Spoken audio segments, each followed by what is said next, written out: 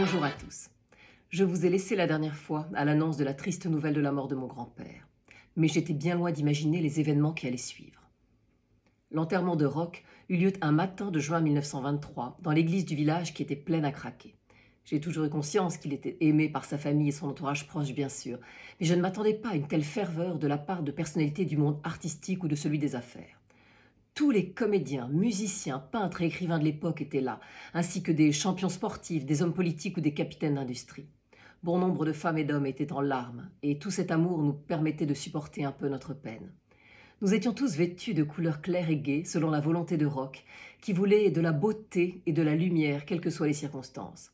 Et le soleil, filtrant à travers les vitraux de l'église, sur cette assemblée colorée, donnait un tableau qui aurait rempli de joie cet esthète. Toute cette foule nous accompagna ensuite jusqu'au fond du parc du château, sous un exceptionnel cèdre du Liban. Mon grand-père l'avait fait planter au moment de la construction de la petite bicoque qui deviendrait plus tard le château, en même temps que le sapin que nous transformions tous les ans en arbre de Noël. Le sapin, lui, était juste devant la terrasse du salon, et lorsqu'on suivait une ligne droite jusqu'au bout de la propriété, on tombait sur le cèdre qui en marquait la limite avant que la forêt ne commence.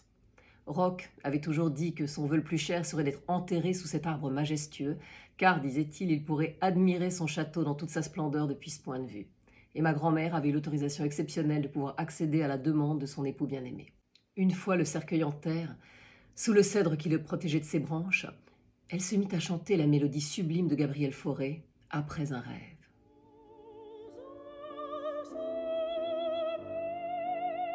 Fauré, qui était là lui aussi, lui dit doucement, les larmes aux yeux, que son air n'avait jamais été si bien chanté.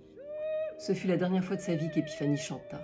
Le rossignol qui était dans sa gorge s'envola ce matin-là avec l'âme de Roch. Ensuite, nous prîmes tous le chemin du château pour une collation, et je m'apprêtais à rejoindre ma mère et Flora qui marchaient devant, lorsque je sentis qu'on me tirait par la manche d'une manière un peu brutale.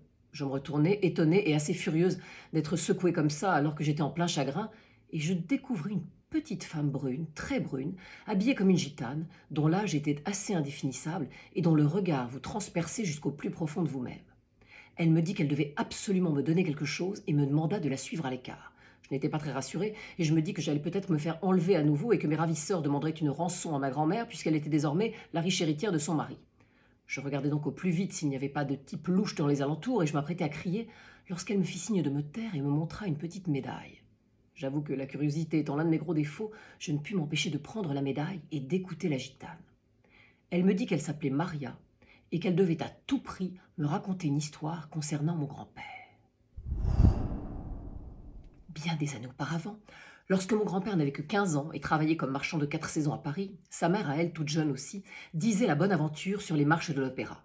Un jour, elle avait été bousculée méchamment par une bande de jeunes vauriens qui lui avaient volé tout ce qu'elle avait gagné et l'avaient poussée du haut des marches, la laissant sur le trottoir quasiment inconsciente. Roch n'avait pas hésité à abandonner son chargement de légumes pour lui venir en aide et à la hisser sur sa charrette entre les poireaux et les pommes de terre pour l'emmener jusqu'à la petite chambre minable qu'il louait dans le quartier afin de lui donner à boire, à manger, le peu qu'il avait, et de lui permettre de se retaper. La diseuse de Bonaventure s'appelait Rosa et pour le remercier, elle lui proposa de lui dire l'avenir. Roch lui répliqua qu'étant orphelin, il préférerait connaître son passé et ses origines, et il décrocha de son cou une chaîne en or avec une médaille que les bonnes sœurs avaient trouvée sur lui lorsqu'elles l'avaient recueilli bébé. Rosa prit la médaille, l'examina, et soudain se mit en transe. Ensuite, elle débita un flot de paroles dans lesquelles il était question de princesse russe, de faute, de quitter Moscou, d'enfants cachés et d'exil. Lorsqu'elle retrouva son état normal, Roch, un peu impressionné, mais surtout très curieux, lui raconta ce qu'elle avait dit. Elle lui expliqua qu'elle ne savait rien de plus que ce qu'elle avait transmis en tant que médium, mais que cette médaille, elle, en savait beaucoup. Ensuite, elle prit les mains de mon grand-père et regarda les lignes tracées dans sa paume. Elle lui annonça qu'il aurait une vie exceptionnelle, qu'il vivrait dans un château, ce qui le fit beaucoup rire en regardant les murs de sa misérable chambre, et qu'il inventerait des choses qui révolutionneraient le monde. Puis épuisée, elle le remercia pour son aide et lui dit qu'elle devait retourner sur les marches de l'opéra pour tâcher de regagner ce qu'on lui avait volé. Mon grand-père lui demanda alors si elle savait comment faire encore parler la médaille. Rosa lui expliqua que sa mère à elle, qui était très âgée et vivait dans un campement gitan à quelques kilomètres de Paris, avait des dons exceptionnels pour la voyance et pourrait découvrir d'autres choses. Roch mourait d'envie de connaître la vérité sur ses origines, et il lui confia sa médaille en lui demandant d'interroger sa mère et de le retrouver le lendemain sur les marches de l'opéra à midi. Il lui dit qu'il avait toute confiance en elle et la laissa partir avec son bien le plus précieux.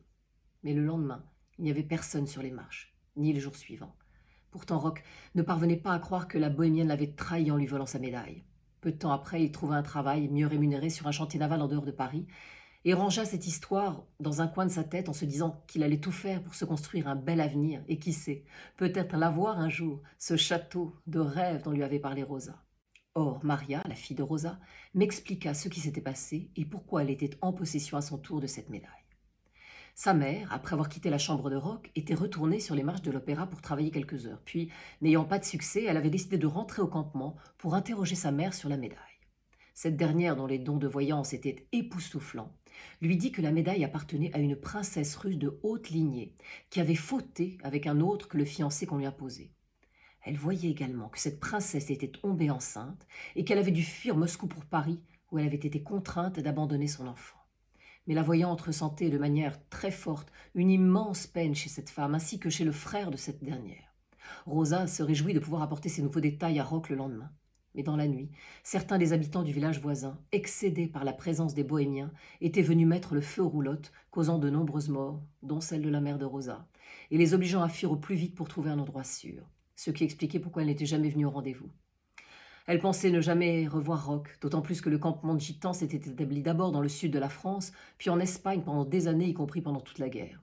Et ce n'était que 2 ans auparavant, soit plus de 70 ans plus tard, alors qu'elle disait la bonne aventure sur les marches de la gare de Marseille, qu'elle avait aperçu sur le kiosque à journaux une photo de mon grand-père, pourtant déjà âgé, qu'elle avait immédiatement reconnu comme si un éclair lui traversait l'esprit.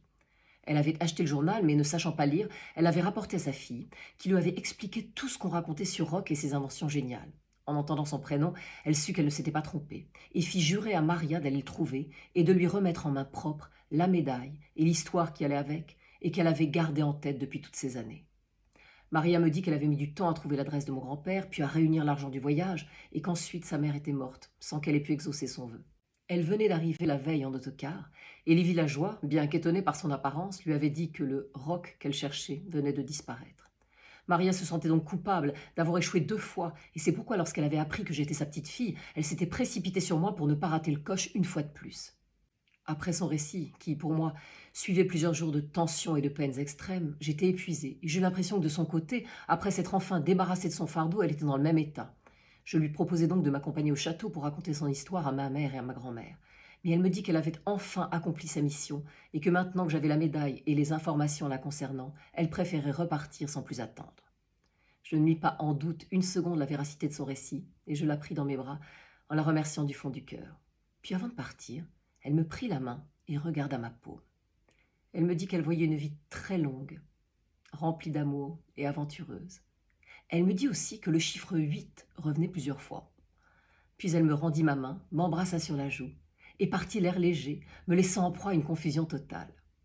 Illico presto, je filai au château et rongeai mon frein en attendant que les amis éloignés s'en aillent et qu'il ne reste plus que le cercle des intimes.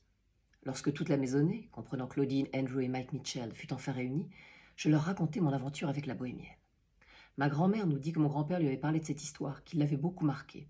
Il n'avait jamais pensé que Rosa ait pu s'enfuir en lui volant sa médaille. Il faisait confiance à son instinct qui d'ailleurs ne l'avait jamais trompé au cours de sa vie. En 2 minutes, tout le monde y allait de ses supputations sur les origines russes de mon grand-père et la médaille circula de main en main. Mike Mitchell nous dit que ce blason gravé sur la médaille, qui représentait une licorne et un lion crachant du feu, lui disait quelque chose. En effet, lorsqu'il était jeune adolescent, il avait passé 3 ans à Moscou, car son père diplomate y avait été affecté.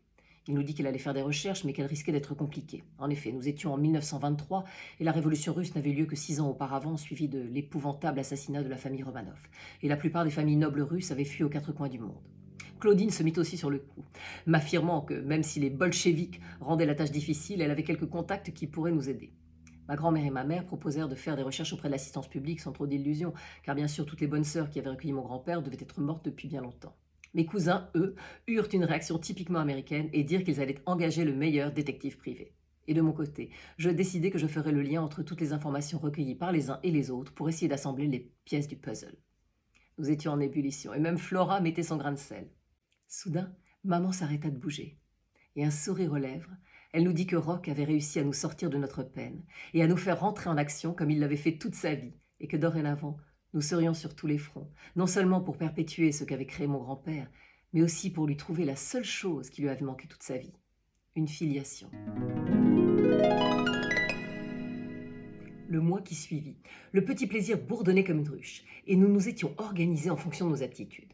Ma grand-mère, désormais à la tête des différentes sociétés de mon grand-père, avait délégué ses pouvoirs à mes cousins pour ce qui avait trait à l'Amérique, et à maman et à Mike Mitchell pour les affaires françaises, ce dernier ayant confié son cabinet d'avocat new-yorkais à son associé pour une durée indéterminée.